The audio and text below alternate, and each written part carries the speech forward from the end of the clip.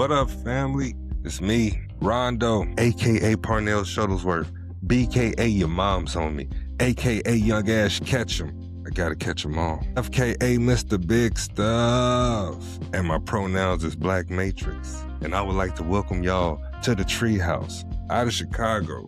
This 77 Tree in connection with the Bel Air Boys. Here we discuss wrestling and all things associated with it. Whether it's your first time or you've been here before, do me a favor, like and subscribe.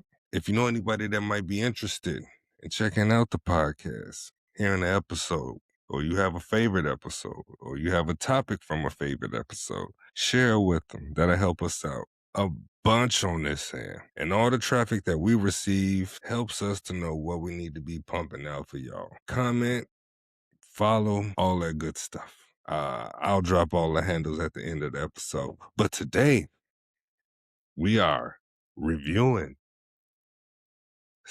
WWE Saturday Night Main Event, January 24th, 2026 episode. This episode was kinda crazy. For it to only have been 4 matches, it felt like a decent PLE. It felt like a good Saturday Night Main Event. I was not disappointed in this episode. On this particular show, we had Jacob Fatu going up against Cody Rhodes. Then we also had Liv Morgan and Roxanne Perez challenging Rhea Ripley and Io Sky for the women tag team titles. After that, we had AJ Styles going up against Shinsuke Nakamura. And then to close out the main event, a 4-way for the #1 contendership for a title match at the Royal Rumble. Randy Orton, Damian Priest, Trick Williams, and Sami Zayn. I was very much surprised by this episode, but we're going to break it down. Usually I don't go in depth to the matches, but with this being a shorter PLE, it was not that difficult to stretch it out. So this might be a longer episode. We'll see how I navigate through it. We're going to check it out and see what happens. Let's get this thing popping. So to start off the episode, we have Stephanie McMahon opening the show. Usually she opened up the Saturday night with Joe Tessitore, but apparently Joe got stuck at the airport in Detroit. So Stephanie opened up the show on her own. We start off with the video package, and then we go into Cody versus Jacob. Jacob Fatu cuts a promo from backstage. He's going off. Online wrestling fans pointed this out. This is the first time in WWE Jacob don't wrestle without his shirt on, which goes to say he's been getting in shape. Because I didn't even recognize the fact that he didn't wrestle without his shirt on. So if you don't know, when Jacob was on the Indies, he didn't wrestle with a shirt. He was a little heavier, but he's Samoan. It's part of their culture. It worked fine with his gimmick. It didn't stop any of his maneuvers. It didn't stop any of his moves. Like, he still got it in the way he do now. He done dropped weight and still doing the same moves. That's even more dangerous. Cody is preparing to come out, makes his entrance. Fatu makes his way to the ring. Cody music hits. He comes out. He got the skull helmet on. He gets to the ring. He's doing his entrance. Before he can go into his whoa, Fatu jump him, attack him right during his entrance. Grab him off the corner, they brawling. Right away, they bump into the ref, knock Charles Robinson down. He out. They still scrapping. The match ain't even started. Match has not started yet. So they slugging it out. First thing you notice, gang of referees run down to the ring. Soon as I seen this, I'm like, oh, okay, DQ finish early. Save face for both wrestlers, and they're just fighting off aggression. Like, they're both mad at Drew McIntyre, and they taking it out on each other, which is wild, but that's what's happening.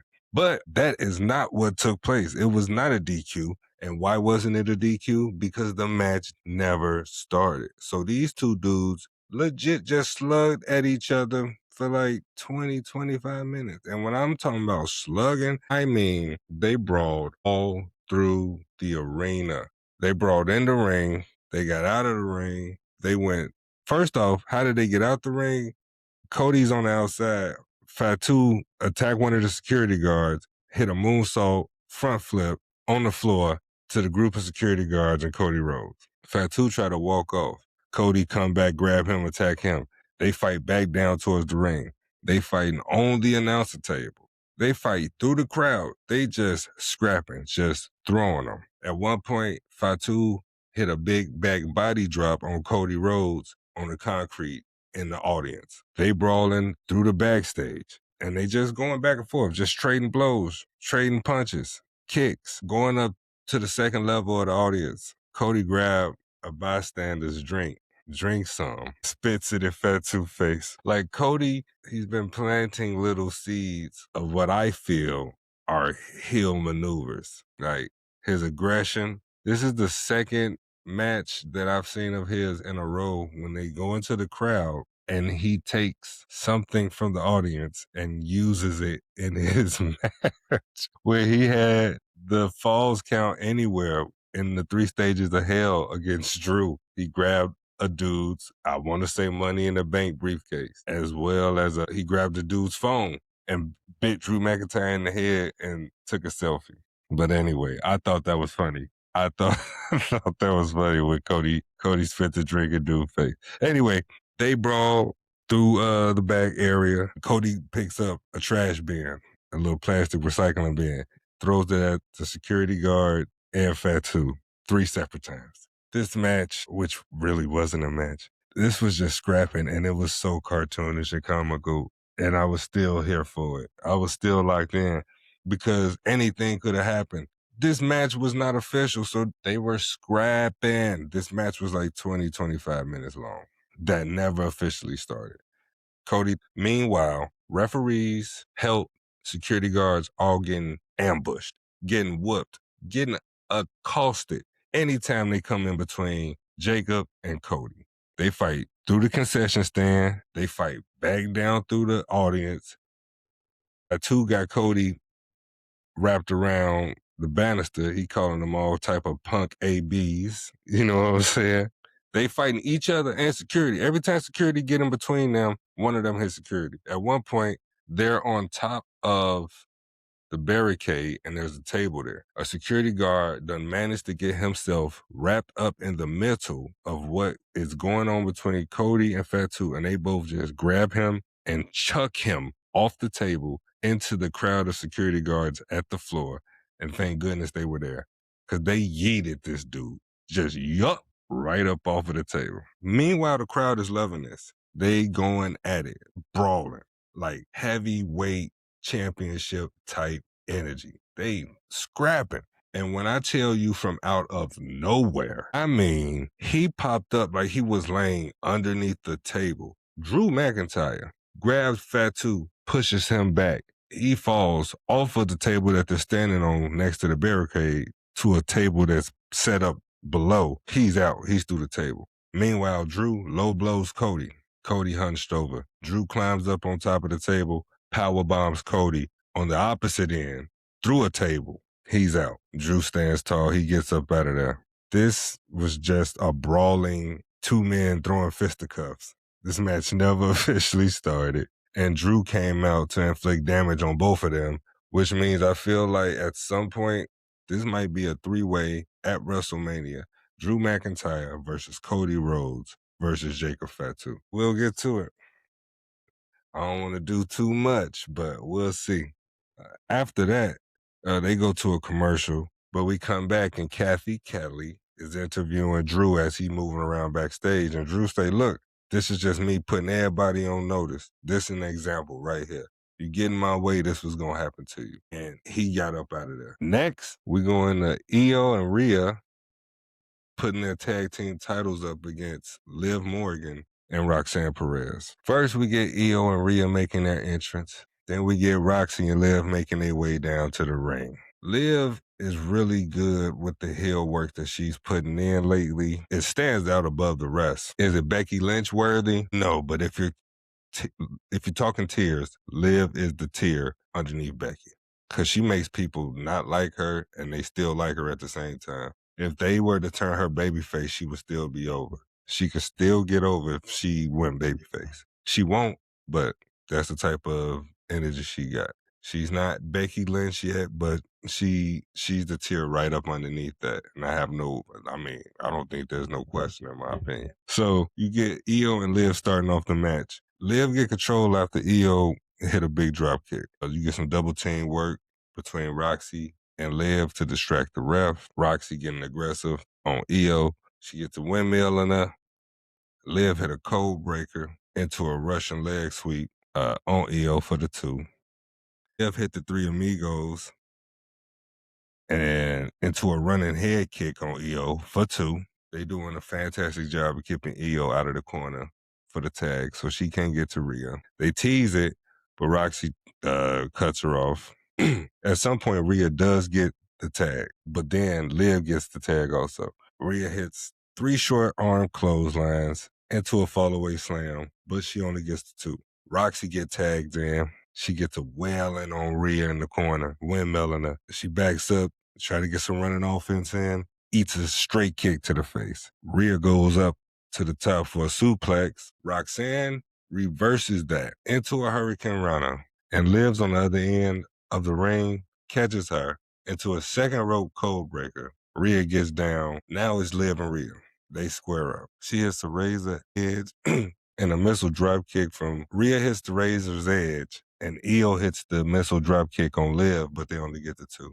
Roxy gets a head scissor kick on Rhea. Io missile drop kick Roxy, then pops up for the emote, you know what I'm saying? Liv hit a spinning crucifix pin on Io, but she only picks up the 2 count. Roxy go for the pop rocks on Io, but Io backflipped up out of that joint, which was crazy how she did it, but she got up out of there. Io goes for the over the moonsault. Roxy gets the boots up. She rolls up Io, and this is where I had an issue. Roxy rolled up Io. I believe there was supposed to be a breakup by Rhea, because visually, Io was out of position. She couldn't see Rhea. Rhea couldn't see Io's face. I think the move went out of position. I think they were out of position for the breakup because there was a visible 3 count. And the ref kind of slow dragged and then just didn't drop his hand on the 3rd, and Rhea jumped late. And I believe Io turned her shoulder the last second, but it was a clear 3. That's not me nitpicking. That's what happened in the match. But I digress. Yeah, you could say Rhea missed but what really happened is I believe they were just out of position. Shout out to the camera round. By the way, if you watch this match around this part, after they break up the pin and it's a visible 3 count, shout out the cameraman. They hit the riptide and over the moonsault and they go for the pin on Liv. 1, 2, it gets pancaked out of nowhere, falls on top of the ref, stops the count. It's Raquel. Raquel runs in, gets to doing damage. Io tries to missile herself through the ropes at Raquel. Raquel catches her. Big, sexy, mommy, cool. Powerbomb Io outside on the mat. Then Stephanie Vaquer runs down. Stephanie and Raquel Rodriguez, they get to going at it. Throwing blows. They fight through the crowd, through the back of the audience. They out of sight now. Roxanne tries to cover up Io for a pin, only gets the 2 count. Liv is in the corner screaming. Give me the tag, give me the tag. She got it. Roxanne finally gets over there, makes the tag. As Liv is running, she grabs Io, hits her with the Oblivion. As she bounces off the ropes, Rhea tags Io, basically tagging herself in. And as soon as Liv hits the Oblivion, she rolls up and sees Rhea and eats a kick right in the face, which leads to a riptide and a 1, 2, 3 for the win. Rhea Ripley and Io Sky retain their tag team titles. This was a really good match. This was an even better second match. When you think about it, most of the time, the second match on the PLE, second match on the show, they use it as filler. They use it as throwaway. They use it as a bathroom break. They use it where you can go hit the concession stand. This match was really good between these 4 women. They put on an excellent showing. Not even realizing this was the only women's match on the card, they went out there and did their thing. It was a fantastic showing. Fantastic work from these women. I have no complaints. Outside of them missing that that breakup on the pin. But like I said, they were out of position. That's nobody's fault. I gotta be neutral about it. But okay, we went a little long on the recording for that part, but it was a good episode. I'm gonna break down what I can break down. As of now, we're gonna take a quick break. When I come back, we're gonna go into the third match that's on the show, which is AJ Styles taking on Shinsuke Nakamura.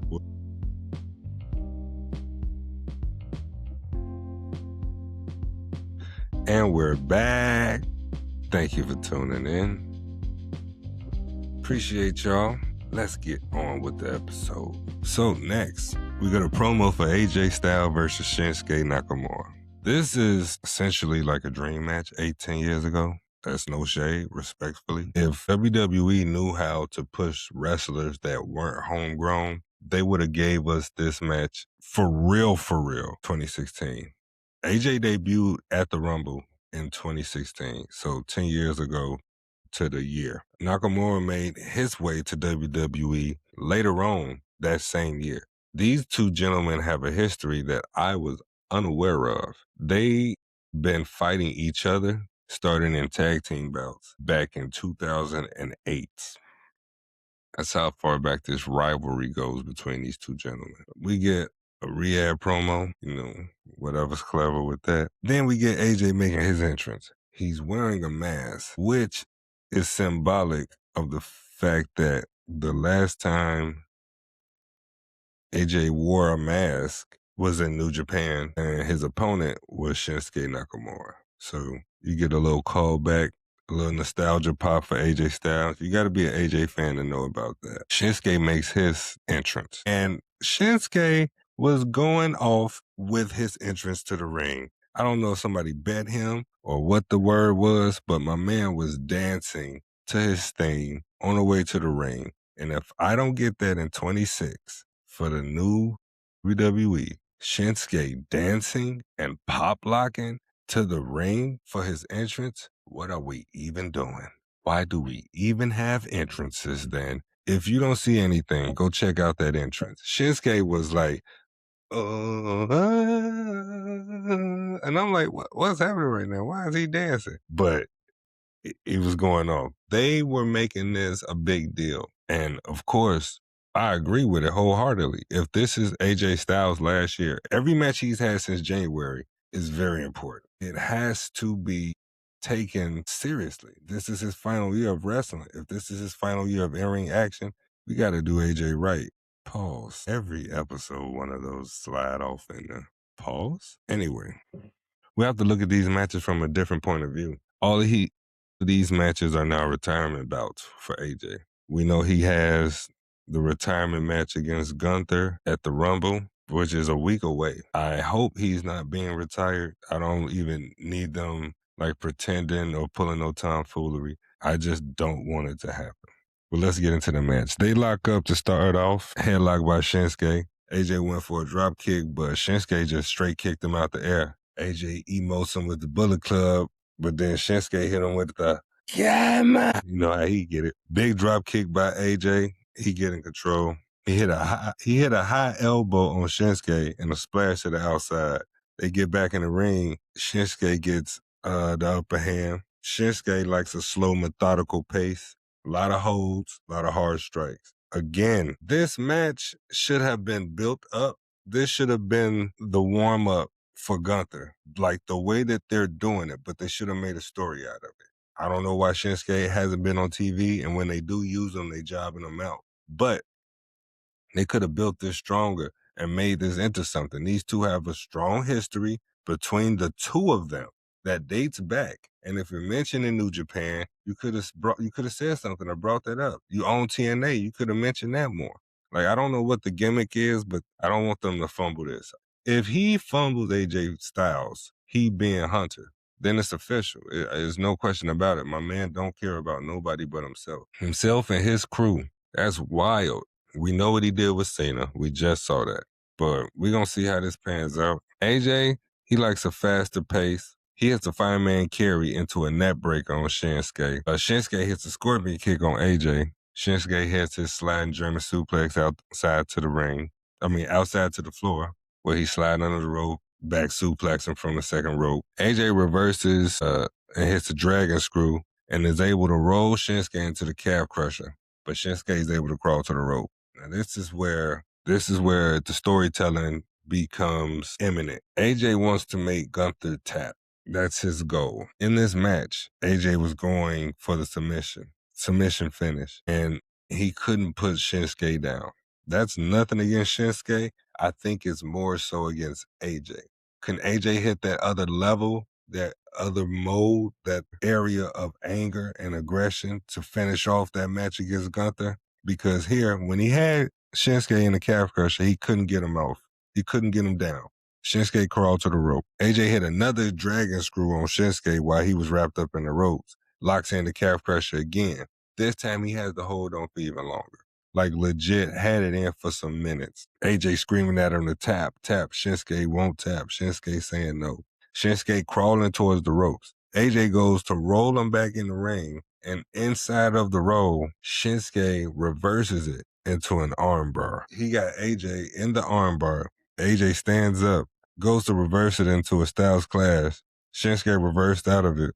They exchange kicks. AJ kicks Shinsuke clear in the chin with the knee. AJ like puts his knee up, and Shinsuke runs into AJ's knee. It looked crazy. It looked ridiculous, like a knockout blow. But Shinsuke was fine. Both men exhausted. They both gassed. They exchanged strikes in the middle of the ring. Pele kick by Styles. Shinsuke kind of blocked it, so off the rebound on the ropes, he come through and hit a knee shot to the back of AJ. Shinsuke setting up now for the Kinshasa. He goes to hit it, but his knee buckles because AJ been putting him in the calf crusher. His leg is shot. His leg is out of there. AJ runs, hit him with a knee of his own, only gets the 2 count. He picks him up, hit him with a spinning powerbomb type maneuver, only gets the 2 fall. AJ goes for the phenomenal forearm. Shinsuke catches AJ in the air, hits him with a driver, only gets the 2. This match was fantastic between these two. AJ Styles, last year of wrestling, preparing to retire. Shinsuke Nakamura, just as seasoned and has legendary status as AJ does. These two guys put on a clinic. This was a fantastic match. This was a great bout between these two. They trade blows again. You hear the yeah, no chants between the audience. AJ gets caught in the armbar again, but he gets out real quick. He goes for the style clash. Shinsuke rolls him up, hits him with the knee.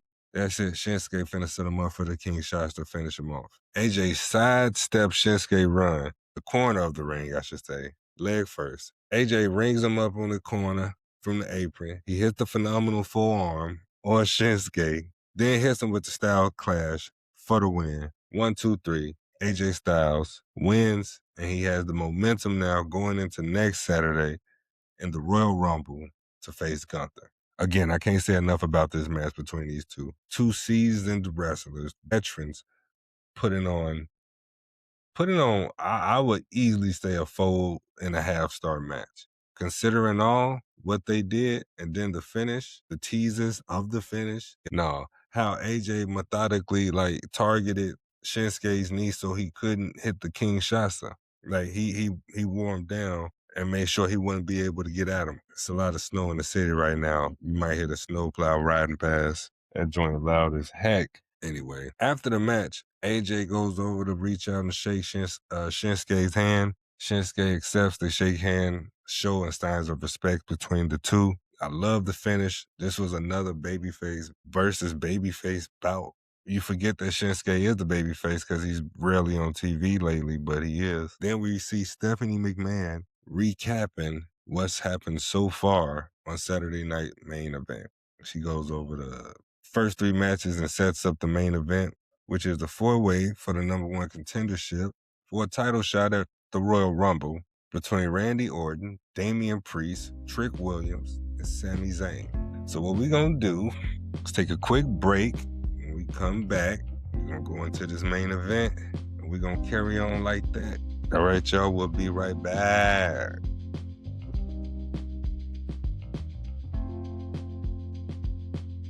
And we back. Let's get right back to it. Now, we are at the main event for Saturday Night Main Event, which is a four-way for a #1 contendership. This winner will get a shot at the Universal title at the Royal Rumble next Saturday. We have Randy Orton, Damian Priest, Trick Williams, and Sami Zayn. Each man gets their own entrance. They sung the Randy joint. They respected Priest. They sung the Trick joint. They went crazy for Sami. This Montreal crowd was big Sami Zayn. I had Sami winning the match only because if you listen to the reports from earlier last year, Sami was on track to be the opponent for Seth Rollins. Roman came back early, decided he didn't want to do movies, and they started switching up plans. Seth got injured. They had to deviate from those plans and come up with something else. I believe what they're settling on is Sami Zayn's push. Will he get the title? I don't know. You know what'll be? This just crossed my mind. What if he's a transitional champ? What if they give him the win in Saudi next week to appease the audience and the people over there? And then he comes back the next week and drop it back to Drew in a rematch. You give Drew an extra title reign. I don't think it makes him look weak either. Because, I mean, if Sami loses, who knows what's going to happen over there? So, yeah, I don't know. But I picked Sami to win from the jump. The reason why is because it's too early for Trick. I was assuming maybe he'll get just show off some offense. Damian is here, in my opinion, because Aleister Black got injured. They were able to insert him into this match because if you remember 2 weeks ago, he was brawling with Aleister. He had a match with Trick the day before on Friday, and now he's inserted into this joint. I mean, I don't know where I missed it. I got to start tapping in with SmackDown more frequently. But yeah, it's a showing for Trick. I figured Damian was filler, and Randy is more of a draw. Sami was en route, and they reinserted him back into the plans, which I felt was fantastic. The crowd singing for Sami, all four men standing in the ring, just looking at each other, soaking it all in. Trick backs up out the ring like, no, we move on my time. They take their eyes off each other. Sami clothesline Damian Priest out the ring, so now we get a stare down between Sami and Randy Orton. Trick, they tease the lockup, and Trick, he slides in the ring, goes after Sami. Randy slides out the ring, proceeds to go after Trick. That leaves Priest and Sami in the ring. They go at it for a hot second. Priest turns. He goes at it with Randy. Randy pokes him in the eye. He goes for some, like he does like a spinning back punch or something. And when he turned around, he got poked in the eye. Real Ric Flair like. But Randy gets some offense in on Sami. He goes for the 10 punches in the corner. Sami reverses it at like 6 or 7. Gets his own 10 punches in. Trick jumps in and he gets after Sami. Hollywood Willie, a.k.a. Trick Willie, a.k.a. Trick Williams, a.k.a. the Lemon Pepper Stepper, been going off. Him on this heel run, way better than I thought it would be. I like his work in ring. He's great on the mic. Like this, he's turning out to be a solid call-up. I mean, we talking championship before the year is out. Not heavyweight. But Carmelo Hayes has the U.S. title right now. And we know the history that them two got. We know the history that those two have. So Trick Willie is definitely on deck. Plus the work he been putting in, undeniable. Athletic, good on the mic, explosive, got the look.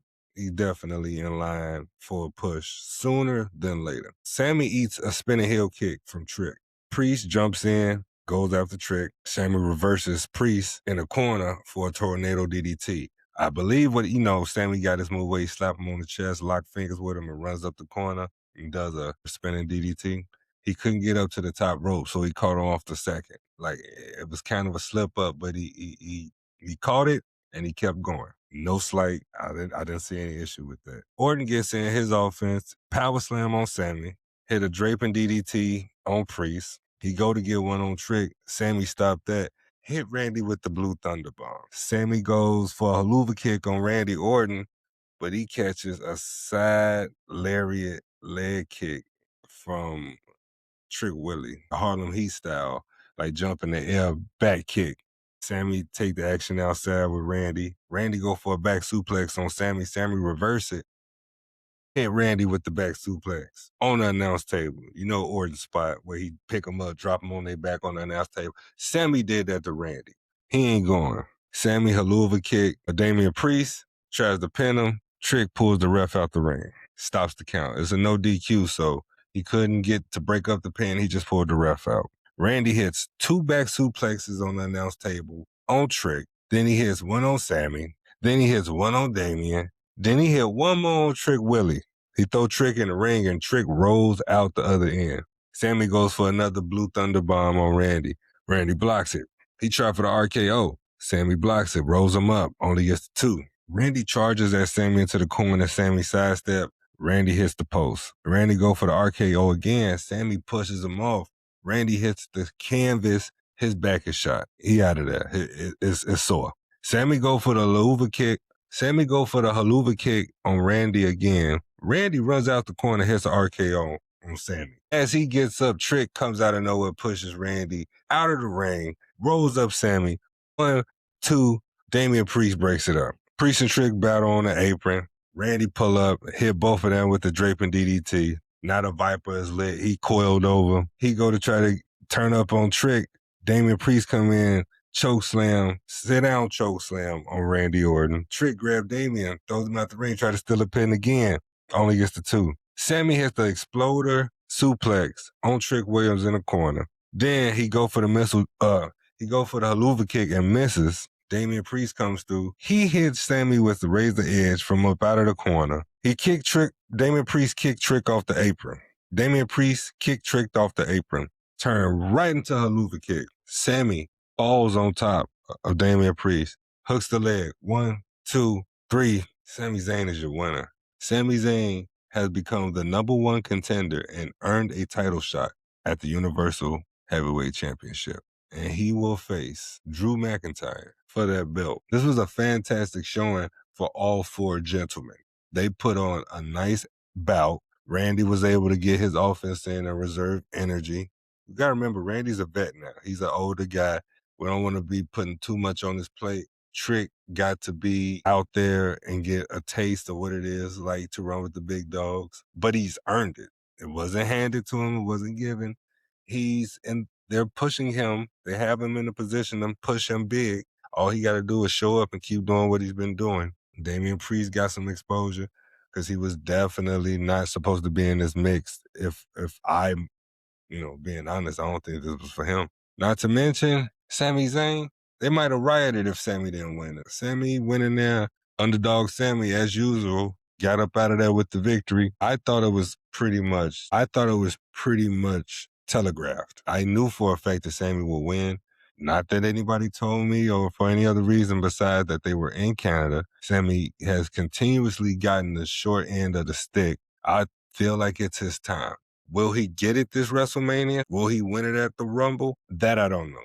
I know this is the push, and this is to test the waters. They're going to see how it operates here on out. They want to see how much energy is given, how the audience reacts, merchandise sales. Like they're finna be checking all the boxes to see if this Sami Zayn run is going to be worth it. And I'm interested in seeing what they do with it. It's going to be very, very interesting. And after the match, Drew McIntyre tried to run in on Sami, but Sami was ready. He tossed Drew right out the ring. Drew went right up out the ring and right back up the ramp. That was it. That was all. It was hilarious how that happened. It was just Drew trying, missing, and retreating real quick. But it was a, my opinion, fantastic PLE for a Saturday night main event. I'm glad it was on Peacock. I'm glad that the 4 matches they put on, each match seemed to want to be the better match. Each match seemed to be trying to outdo the match that came before them. Much respect to AJ Styles and Shinsuke Nakamura. They put on a classic in my opinion. I mean, 4.5 stars for sure. Factor in the age, factor in that they didn't have a build, factor in the history, factor in that this is AJ Styles' final year of wrestling. They put on a good match. They put on a really good match. Cody and Jacob, there's definitely some more meat on that bone. I got to see what they're going to do with. I mean, I feel like they're going to do a triple threat with Drew for the belt. Maybe they insert Sami and do a 4-way thing. It's been a minute since they've done one of those. The one thing they are going to do is deviate from Roman versus Cody. That's not going to be at WrestleMania this year. Maybe next year, but this year. And they're doing that because they're in Vegas. If they weren't in Vegas, they'll run it back. Triple H tried to say they don't want people to get stale about it or woo-wop bam. Nah.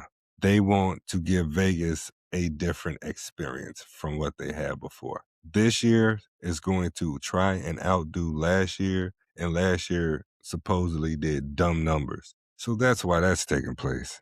It sounds good. Yeah, you could switch it up so the story is a little fresher or whatnot, but as wrestling fans, knowing how WWE operates, knowing how Hunter works, we're smarter than that. We know what that is. But yeah, that was the Saturday night's main event. That's how this episode ended. I give it on a scale of 1 to 5. Overall, 4.6. 4.6. It was a great episode. Great PLE. Didn't have a bunch of Hunter. Didn't have a bunch of, tomfoolery and everything. That show, usually them 2-hour shows seem like a Monday Night Raw episode. This one was packed with enough action and storyline that's entangled in these matches and the backstage promos that meant something. We didn't have a Jey Uso, we didn't have any Yeaton, and we didn't miss it. So we'll see what's happening. We're going to get ready to take a break. When we come back, we're going to close out the episode. Y'all stay tuned. We almost over with.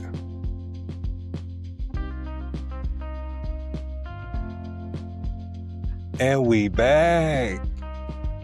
Yes, sir. Appreciate y'all for staying locked in with me to the end of the episode. But right now, this is it for this one. Just gonna hit y'all with the closing remarks. Overall, I thought this was a great episode. One of the best Saturday night main events we had in a very long while. Storylines were carried over from this PLE. They'll go into the Rumble. And y'all know after the Rumble is usually when everything starts to reset. Far as closing out the last of the storylines for the year, we getting ready to have a new WWE 2K26 drop. Pre-order date is next Friday, January 5th. I will be locking in for that, as well as Elimination Chamber is February 28th. I do have tickets for that show, so I'll be there. I'm getting charged up and excited about that one. If you like what you heard, check us out on Spotify, 77 Tree Podcast. You can also find me on YouTube, RonDough01, I believe. RonDough, RonDough. And I'm on TikTok as well as RonDough01. Same spelling, one word. Appreciate y'all so very much. If you like what you heard on the episode, be sure to share with a friend. Like and subscribe. Follow the pages. Comment, review. I might drop a poll. I'm not positive. I'll think about something. Probably put a poll up on Spotify. The podcast is available on Google Podcasts, Apple Podcasts, Spotify. Wherever you get your podcasts is where you can find 77 Tree. It's not an issue at all. We out here. And we're going to keep pumping out content. I got a couple of videos I need to redo, but now that we got all the technical difficulties squared away, we back down like SmackDown. With that being said, I am RonDough, a.k.a. Parnell Shoulders-Worth, b.k.a. your mom's homie, a.k.a. Young Ash Ketchum. I gotta catch them all. b.k.a. Mr. Big Stuff. And my pronouns is Black Matrix. And I would like to bid y'all good night and adieu. Peace out, family.